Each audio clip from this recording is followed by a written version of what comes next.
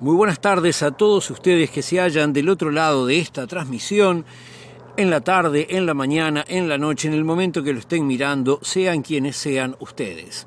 Esta es la edición número 19 de Comentarios de lo Real. Hoy es domingo 12 de julio del año 2020. Vamos a ver un poco qué cosas pasaron en esta semana, que pasaron unas cuantas cosas. Vamos a dejar una para el final y vamos a empezar por otras. Cosas que tienen que ver con el trabajo de la gente.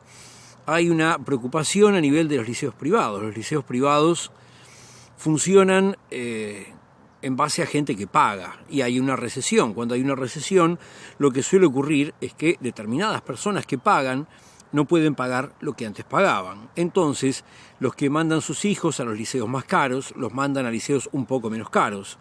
Y los que los enviaban a los más baratos, los pasan a la educación pública. Todo eso hace peligrar una cierta cantidad de fuentes de trabajo en los liceos privados. Uno podrá decir, ¡ay, qué horrible! Pobres liceos privados. Sinceramente, a mí eso no me afecta en lo más mínimo. Si fuera por mí, la educación privada no existiría, estaría prohibida toda educación privada de la enseñanza primaria, preescolar, media y también universitaria. Solamente podrían haber cursos privados de aquellas cosas que el Estado no enseña o que no enseña en un volumen suficiente. Bueno, lo cierto es que, sin embargo, me preocupa este problema de los liceos privados, pero no por, ay, pobrecitos los que van a los liceos, no. Me preocupan los trabajadores que trabajan en los liceos privados. Porque si pudiéramos pasar un plumazo y acabar con la educación privada, estaríamos decomisando todos los locales de los liceos y transformando a esos funcionarios docentes y también a los funcionarios administrativos y de limpieza, etcétera, en funcionarios del Estado, pero en este momento eso no se puede hacer. Entonces lo más factible es que muchos de ellos terminen en el seguro de paro o directamente como desempleados, y eso es algo grave. En el mismo sentido hay una persecución sindical, pero ahora en la enseñanza pública, en el Liceo de 33 contra la persona de quien estaba haciendo de director, no recuerdo si era un hombre o una mujer, pero lo cierto es que como participó de un paro que tiene que ver con cómo tenía que tomarse las cosas del brote de COVID en el departamento y ciudad de 33, bueno, esta persona fue objeto de acciones inadecuadas por parte de las autoridades. Esas cosas hay que tenerlas en cuenta y hay que irlas mejorando. No está nada bien que ese tipo de cosas ocurran. Máxime cuando en la enseñanza es muy seguro que lo que va a haber debido a este año tan interrumpido es un aumento de la deserción. ¿Por qué? Y bueno, muy simple, porque los chicos han estado con una dinámica de que la educación ahora es no presencial, te quedas en tu casa, te mandamos deberes, y algunos cuyas familias tienen un capital cultural determinado aprovechan eso, pero hay otros que no, y entonces se genera toda una dinámica que no es para nada la mejor, y eso va a deparar que muchos jóvenes no continúen cursando este año. Entonces todo el capital de docentes como fuerza de trabajo especialmente calificada debe ser cuidada y no perseguida, y se debe entender que movilizaciones como esa son para cuidar a los alumnos y a todas las familias y a toda la sociedad, no son razones para perseguir a alguien. Sigamos. Tenemos que también estuvo con problemas el transporte interdepartamental, donde la patronal pretende hacer una rebaja del 30% de los ingresos de los trabajadores. Todo esto es preocupante. Para el lado no preocupante, bueno, los teatros tienen ya el visto bueno del Ministerio de Salud Pública. Les falta el visto bueno de la Oficina de Planeamiento y Presupuesto y de la Presidencia de la República para volver a trabajar. Por favor, señores, autoricen a los teatros. Los teatros son parte del alma de un pueblo. Muy bien. Lo que sí han comenzado a ocurrir son recitales. Eso sí, sobre todo en lugares chicos, y eso está muy, muy bien. Y es de esperar que eso continúe desarrollándose y avanzando. pero no está avanzando. Por ejemplo, el tema del cannabis medicinal. ¿Por qué? Porque no han nombrado a todas las autoridades del IRCA, que es el organismo que debe regir el proceso de la producción de cannabis medicinal. Y alguno estará pensando, no, pero yo vi en Facebook que no sé quién vende una cremita y el otro vende un aceite. A ver, cuando hablamos de cannabis medicinal, no hablamos de la producción artesanal de aceite de cannabis o cremas o esas cosas, no. Un producto medicinal no puede ser realizado de un modo artesanal casi doméstico. Un producto medicinal es un producto que tiene que tener controles del Ministerio de Salud Pública, controles de organismos de calidad, y está destinado a su uso local, pero también a su exportación. Por eso es una fuente de trabajo y posteriormente fuente de divisas para el país.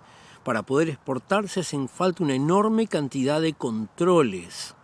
Y eso es un negocio muy grande que puede generar puestos de trabajo y riqueza legítima en Uruguay.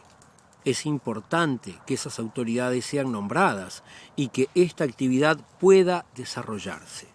Muy bien, en medio de todo esto hubo una serie de reuniones entre el PIT-CNT, las cámaras empresariales, el gobierno, que la prensa de derecha salió a difundir diciendo se alcanzó un acuerdo maravilloso, bla, bla, bla, bla, bla. Y diciendo que el PIT-CNT estaba totalmente de acuerdo con todo lo que se alcanzó en ese acuerdo, ante lo cual muchos compañeros que asumen posiciones maximalistas y terminan teniendo actitudes separatistas, no supieron comprender lo que pasó. Lo que pasó no es que el PIT-CNT haya estado totalmente de acuerdo con la desocupación o la rebaja salarial, no. Lo que sucede es que el PIT-CNT priorizó se intente conservar las fuentes de trabajo y en base a eso aceptó un acuerdo que incluye ahora una recuperación básica del 3%. Un ajuste del 3%, pero aquellos trabajadores que ganan, porque los que tienen sueldo, yo gano menos pero no tengo sueldo, los que ganan menos de 22.500 pesos aproximadamente, no retengo de memoria la cifra, van a recibir un 1% más de aumento. Todo eso es absolutamente bajo, todo absolutamente insuficiente con respecto a las subas que han tenido los precios, aunque en el último mes las subas se hayan moderado un poco, es totalmente insuficiente. Pero esto está atado a que en el año 22 tiene que empezar a producirse una recuperación salarial de todos estos fondos que no van a darnos en este momento a los trabajadores en su real medida de recuperación del poder adquisitivo. Eso es lo que se consiguió, que sea una especie de préstamo y que después va a haber una recuperación del salario y que en este momento se prioriza la lucha por mantener los puestos de trabajo. No es una traición del PIT-CNT, de ninguna manera, y quien dice eso está confundido. Muy bien, hablando de gente que está confundido está el señor ministro del Interior, Larrañaga, quien quiere sacar una ley que autorice los allanamientos nocturnos. En la Constitución de la República dice el hogar es un sagrado inviolable. Yo no estoy muy de acuerdo con la terminología, pero sí con el concepto. El concepto es, para entrar a tu casa, las fuerzas del orden tienen que tener una orden del juez. Pero si lo que quieren es entrar a tu casa y es de noche, entonces no pueden, aunque tengan una orden del juez. Tienen que esperar a que sea de día. El famoso caso del allanamiento por error de la semana pasada ocurrió poco rato después de salir el sol. Muy bien. Imagínense si de día le erran y entran a hacer allanamientos donde no es. ¿Qué van a hacer si tienen permiso para hacer allanamientos de noche? Es absolutamente abusivo, es absolutamente despropositado. Que tienen que tener mejores herramientas para que se puedan hacer estas cosas, lógicamente, pero no funciona como una lógica de permitir cualquier tipo de abuso y reducir las garantías de las que gozan los ciudadanos. Ese no es el camino de ninguna manera. Muy bien. Otra cosa, Talvi se va del Ministerio de Relaciones Exteriores. Y al Ministerio de Relaciones Exteriores el que viene es el señor Bustillo, que es un embajador de carrera que sirvió en gobiernos del Frente Amplio en lugares como Argentina y España. Bustillo tiene un montón de críticas. Basta buscar compañeros, amigos que vivan en Argentina o en España y preguntar los gastos que realiza, el uso que utiliza de las cosas, la poca atención que le muestra a los compatriotas que viven fuera de fronteras. No es una persona con el mejor perfil para un ministro. ¿Por qué lo pone en la calle Pou? Porque es cercano a él. Bustillo es del Opus Dei, es blanco, y eso es lo que quiere el presidente, gente que le es fiel a él. No quiere una política exterior de Estado, como venían intentando los gobiernos del Frente Amplio y también los gobiernos colorados. No, él quiere su política, su gobierno y su diplomacia de acuerdo con sus caprichos que le llevan a decir, por ejemplo, que Venezuela es una dictadura, cosa en la cual en su momento chocó con Talvi. Pero bien, ¿esto significa que ya está desmontado Talvi de la alianza llamada Coalición Multicolor?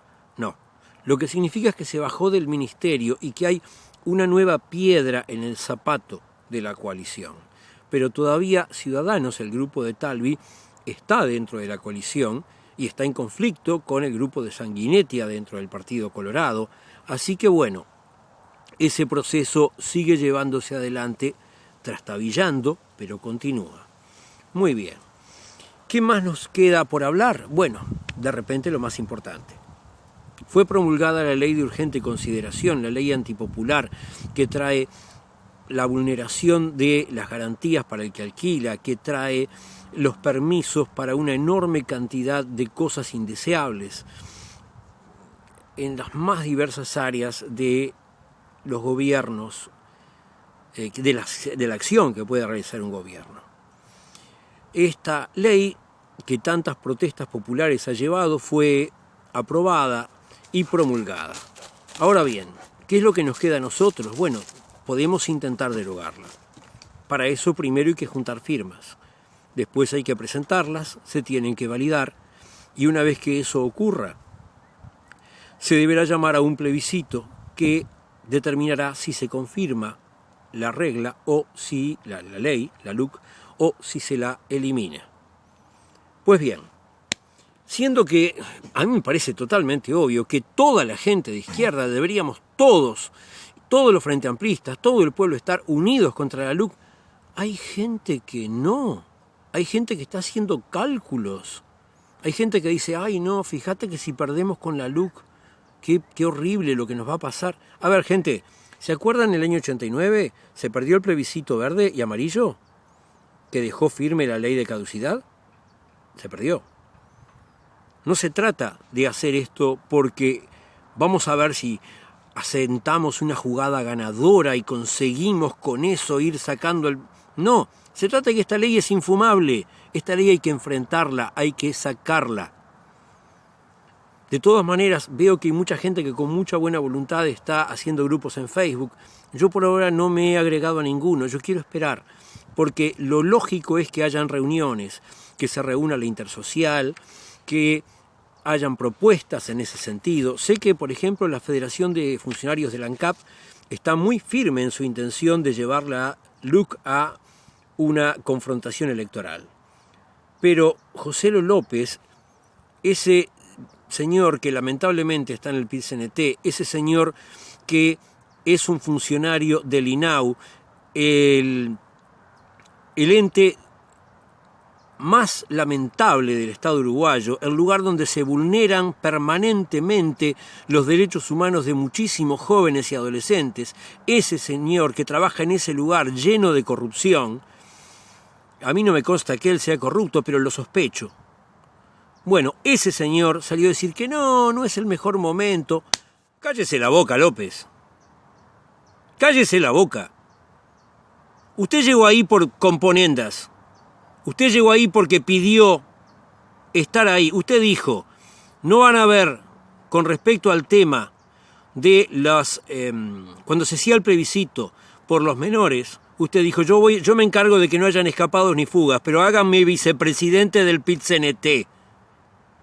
Bueno, era una causa importante. Usted consiguió que no hubieran fugas, no quiero saber ni cómo. Y ahora se lo hizo vicepresidente. Usted es un corrupto. Y también hicieron mal los que lo pusieron, aunque fuera necesario en ese momento. A usted deberían hundirlo y usted callarse la boca de una buena vez. De ninguna manera es de recibo lo que usted dice, pero mucho más grave son las publicaciones de algunas personas que en Facebook están sacando el cálculo de a ver qué se gana y qué se pierde. ¡No! Hay luchas que hay que hacerlas porque hay que hacerlas. Y como decía Lenin, cuando en una lucha se gana, se ganó el objetivo. Pero cuando no se gana, entonces hay que trabajar de forma tal que se gane en experiencia y organización. Bueno, nos vemos la semana que viene.